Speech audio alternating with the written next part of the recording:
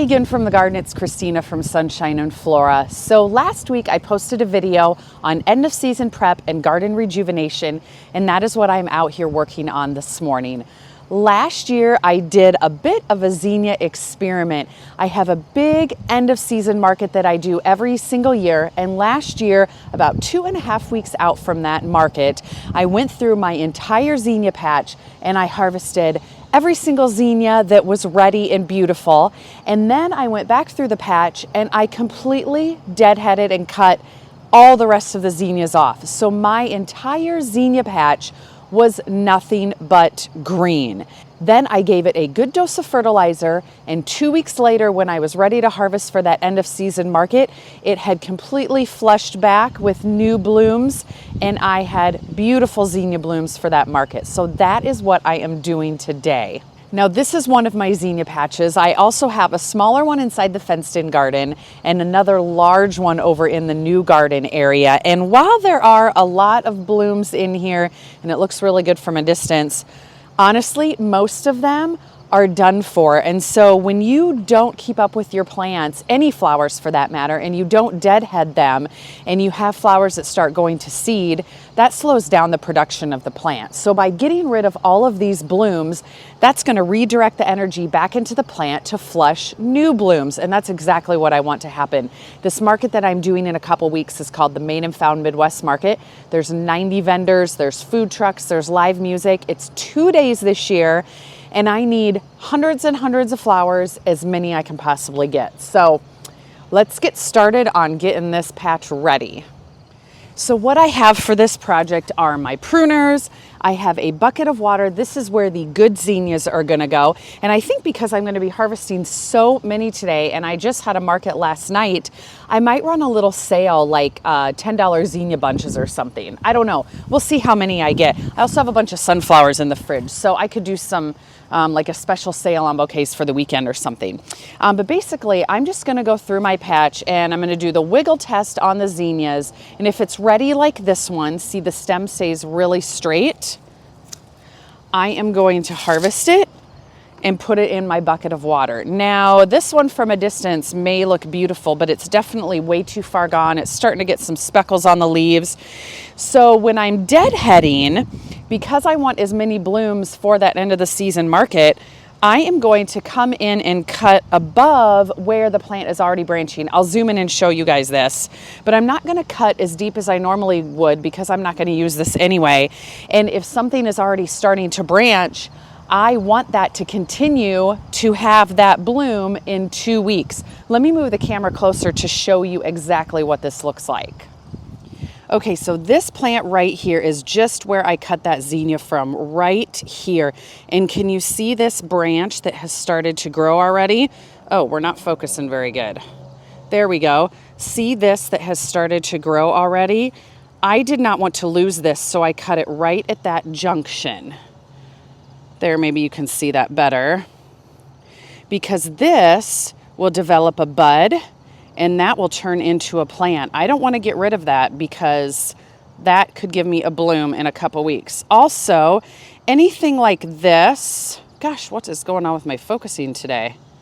There, so any buds like this, I am going to go ahead and leave those because I could pick those for next week's market. It's more like these probably are ready, but something like this. Look how far past prime this bloom is. That definitely needs to go. This one clearly has been done for a long time. That really needs to go. I mean, if you just kind of scan this patch, most of these are completely past their prime, and I would never harvest them for bouquets. So I'm getting rid of everything. And I have been fertilizing, and so a lot of the plants already have some really nice new growth. So getting rid of these blooms is just going to really give them a boost. Look at this plant. That has tons of new growth. So this patch actually is just finally starting to really look good. This was the first Zinnia patch that I planted this season.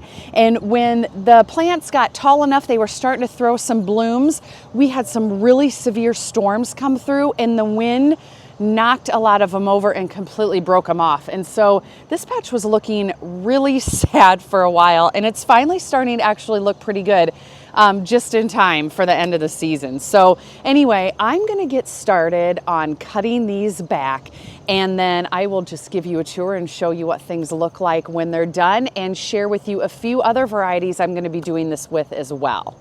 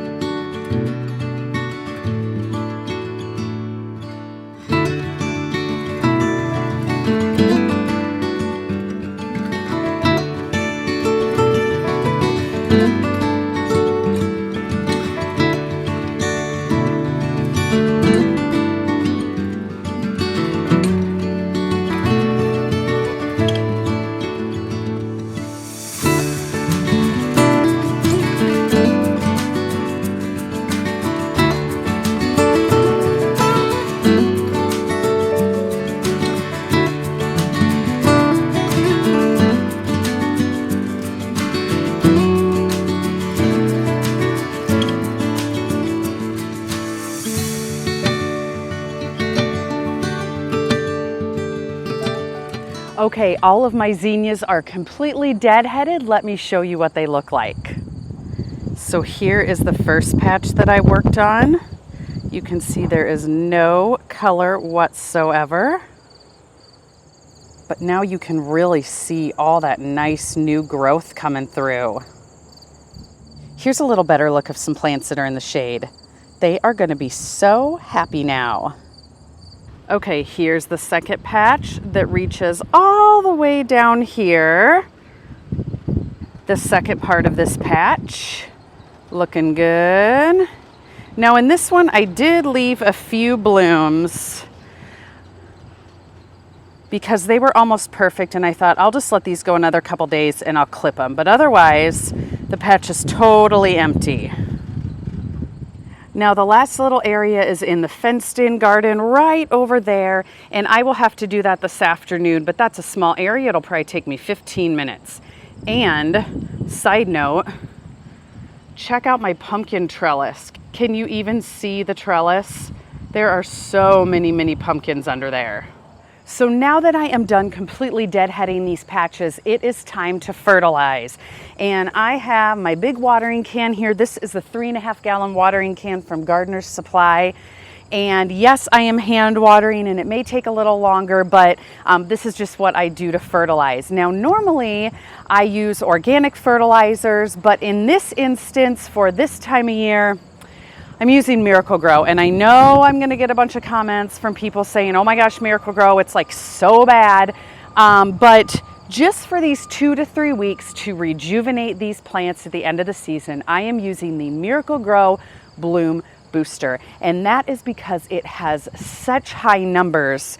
I tried it last year, it worked great, and it is really gonna give these plants an end of the season boost. So, in my 3.5 gallon water can, it takes a scoop per gallon, so I just put 3 scoops in here, and literally, I just soak the area.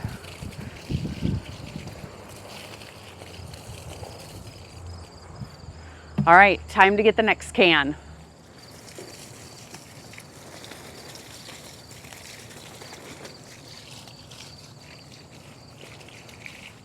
All right, I'm gonna continue watering all of these zinnias in.